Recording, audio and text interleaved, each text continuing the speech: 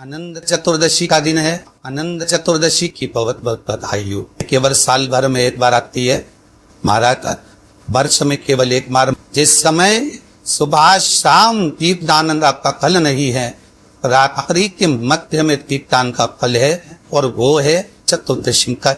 जिस दिन शाम के दीपदान का फल नहीं है, मध्य रात्रि के दीपदान का फल, चतुर्दशी का जो दिन है महाराज, इस दिन रात्रि को दीपदान होता है। और चौथा दिए था 14 दिन वो प्रदान है।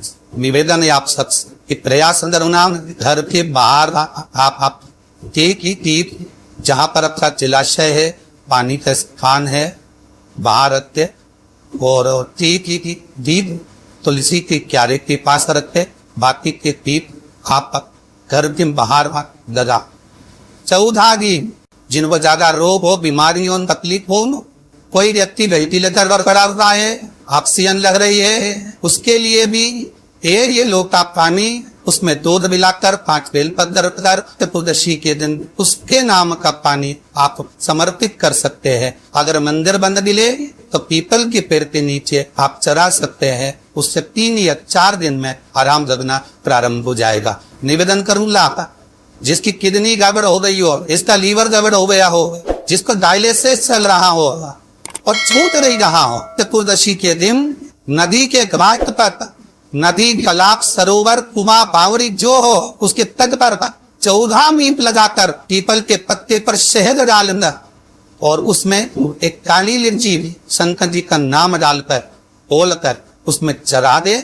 उसी पत्ते की काली लिर्जी थोड़ा सा शहद घाट पर डाल दे, और उस पत्ते को घर पर लेकर आए।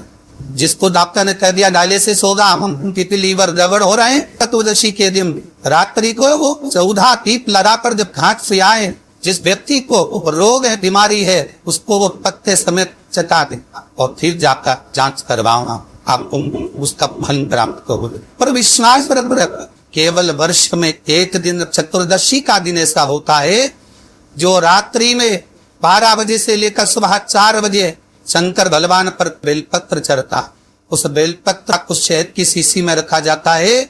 जो बच्चा पढ़ने में कमजोर होता है, बुद्धि से कमजोर होता है, वो शहद कम से कम 2 महीना 3 महीने तक चिताया जाता है, तब बच्चा बुद्धि और विद्या में तेज हो जाता है। जिसको याद नहीं देता हो, याददाश्त कमजोर हो गई हो, कई बुजुर्ग लोग भी ऐसे हैं जिनको याद नहीं रहता, बेचारी अंगूठी रख के भूल जाती, कई ऐसी सामान रख के दिन चला जाता है। तो चतुर्दशी के दिन आप प्रयास करना है, भगवान शंकर पर बेलपत्र शहद की शीशी में डालना, उसको चाटना। महाराज विवेक बुद्धि तीव्र हो, याददाश्त बनी रहे, याद रहेगा। किसी और वाले महाराज ने तक सुनाया था, दुनिया में ऐसा कोई सुख नहीं होगा ना जो आज के दिन मिली। तो रात्रि के समय पर 14 दीप लगाकर आप किसी भी कामना से, किसी भी आनंद से इस मंत्र को जपे। बीमारी हो वो उसके लिए, रोग हो वो उसके लिए, लकवा लग गया हो, अगर शरीर कंपायमान हो रहा है, शरीर में पहले से सो गया, तो सरसों का तेल 1 बोतल लेता था। घर में जो शिवलिंग है, घर में जो शंकर का शिवलिंग है, उस शिवलिंग पर सरसों का तेल समर्पित कर बेलपत्री चढ़ाकर और इसी मंत्र का जाप कर।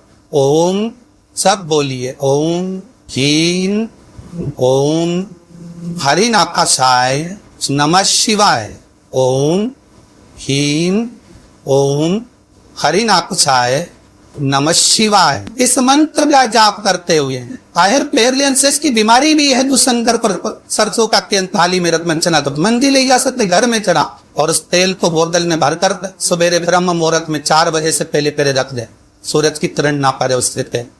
उसको बोतल में भर लो, और बोतल में भरकर जिसको पैलियसिस की बीमारी, उसकी मालिश 4-5 दिन अच्छी छत पे दरबार 5 दिन बाद फोन करता जब बताना कि चला कि नहीं चल, उसको आराम लदा कर ली। इस मंत्र का जाप करते रहे। ऐसा कौन सा रोग जो आज के दिन सिद्ध ना हो? जिसको मिर्गी की बीमारी आती हो, चीत आते हो, में से फेना जाता हो, गिर जाते हो, उसके लिए भी महाराज आज का दिन बहुत उत्तम कार्य। कोई पास में ज्यादा शिव जी का मंदिर हो, शंकर के मंदिर में जिसको ठीक आते हो उसको बिठाकर, और उसी शंकर के मंदिर में बेलपत्र चढ़ाकर पानी की लोटे में डाल ले, थोड़ा थोड़ा सा जल समर्पित कर दे, जल समर्पित कर करता है। यही मंत्र ओम ह्रीं ओम हरिनाथाय नमः शिवाय मंत्र का जाप कर कर वो पानी उस व्यक्ति वो जिस पक्षी खाते हैं उसको बेलपत्र चबा चबा कर खिलाएं और उस पानी को धीरे धीरे कर कर पिलाने मार। अगर आपने सही तरीके से करा तो विश्वास है कि ठिकाना बंद है। ये मंत्र की प्रबलता। आज चतुर्दशी का दिन है, 14 दिए जिस माँ से जिस मन से घर के बाहर लगाए, बच्चों की नेत्र की रोशनी कम हो तो 14 दिए जब थाली में लेकर जाए घर में लगा कर कहती है तो उन दियों को बच्चों की चश्मा हटाकर नेत्रों से दर्शन कराए। भगवान 14 दिए जो आप लगा रहे हो चतुर्दशी के दिन व्रत रहे दिए जी के आप भगवान को समर्पित करें। जैसा स्कंद पुराण में वर्णन लिखा हुआ है, चतुर्दशी का शिव महापुराण में वर्णन लिखा हुआ है, जैसा वर्णन हमारे विष्णु पुराण में लिखा गया है उसके अनुसार 14 दिए जो लगा रहे हैं उसमें 14 की 14 दिए लंबी बंदी के लगाए। ये भी दिया है बोल बाती का फूल बाती का जो दिया लगाएंगे घी का उसको 14 दिए में से एक दिया आप निवेदन रहेगा कि घी का दिया आप लगाएंगे 14 दिए में से, तो आप मिट्टी का लगाएं चाहे आटे का लगाएं जिस भी कामना से लगा 14 दिए में से जब कोई बत्ती का जो दिया रहेगा उस पर आप थोड़ा सा एक कटोरी ऐसी रखकर देखना उसमें जो कालोच बन उस कालोच को दूध में घोल कर देखना और वही दूध जिस बच्चे की विवेक कमजोर है, बुद्धि कमजोर है, पढ़ाई में मन नहीं लगता या मानसिक विकलांगता का शिकार है, डॉक्टर कह रहे इस को प्रोग्रेस करने में थोड़ा समय लगेगा, ऐसे बच्चे को वो दूध जो केसर का हो जाए अर्थात भगवान के प्रिय की काले उससे वो दूध थोड़ा सा चम्मच 2 चम्मच शक्कर मिलाकर उसको पिलाने का प्रयास। दूध में शक्कर मिला लेना, आपके केसर का वो कलर अर्थात वही कालों सा दिए की डालना और उसको सुबह उस बच्चे को जब सुबह का दूध बना उसमें दे, उसके बुद्धि का विवाह प्रबल होगा, विकास आनंद।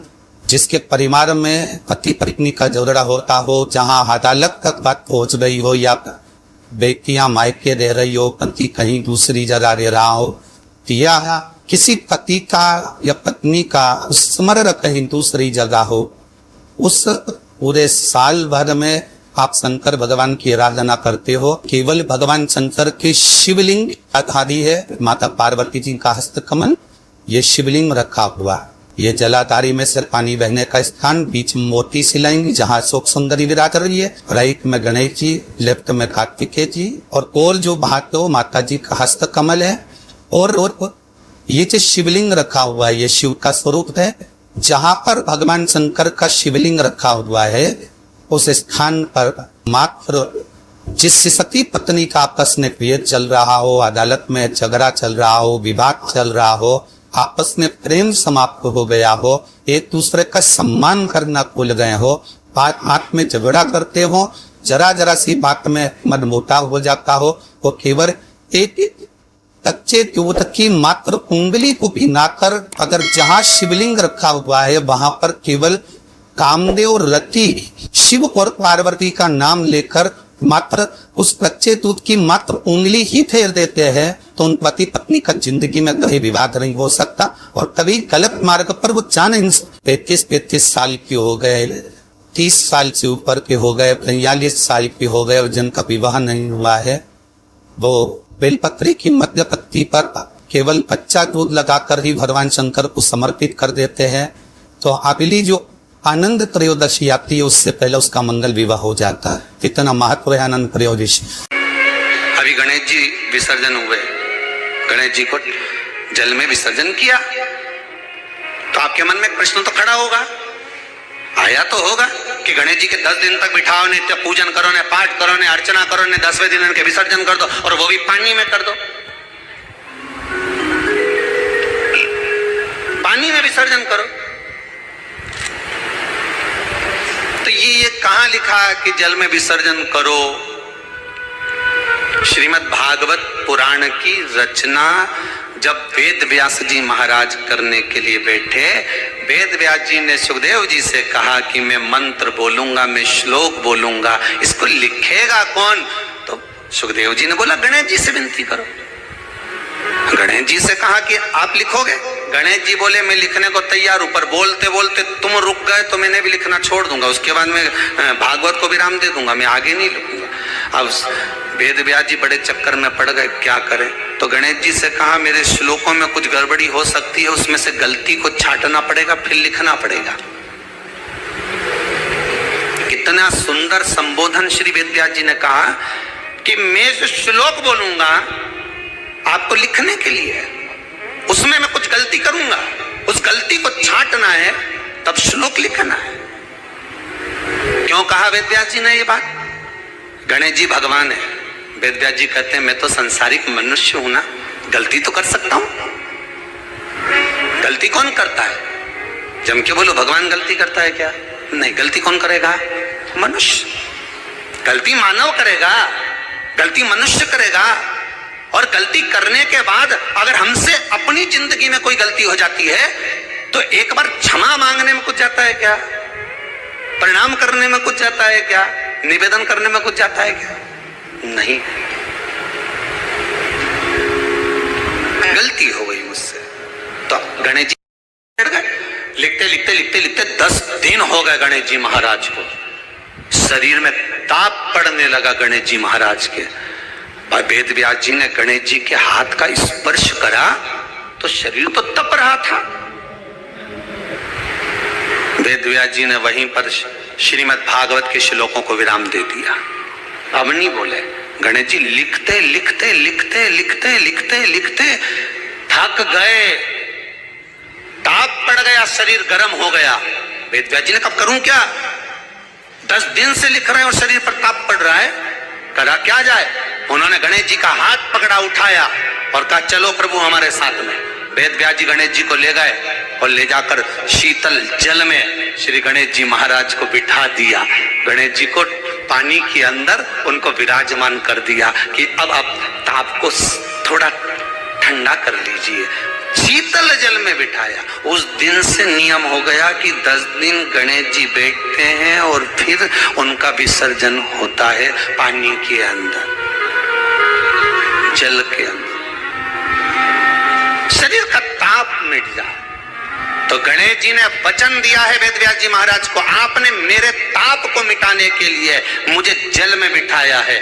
जो मुझे जल में विसर्जन करेगा मेरा ताप तो मिटेगा ही, साथ में जो मुझे जल में विसर्जन करेगा उसके जीवन के भी ताप को मैं मिटा दूंगा, उसके जीवन के ताप को मैं मिटा दूंगा।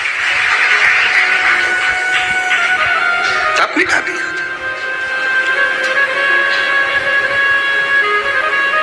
पर करो गणेश जी का विसर्जन, मना नहीं है हो, पर अच्छे से करो रे हो। अब मत छोरा छोरियों तो निशाना लगा है, वो हमारा गणेश जी जय दिया, वो हमारा सबसे आगे पहुंचा तो इधर वाला ने इधर से फेंका, हो गया। ये हमारे धर्म की हंसी उड़ा रहे हैं।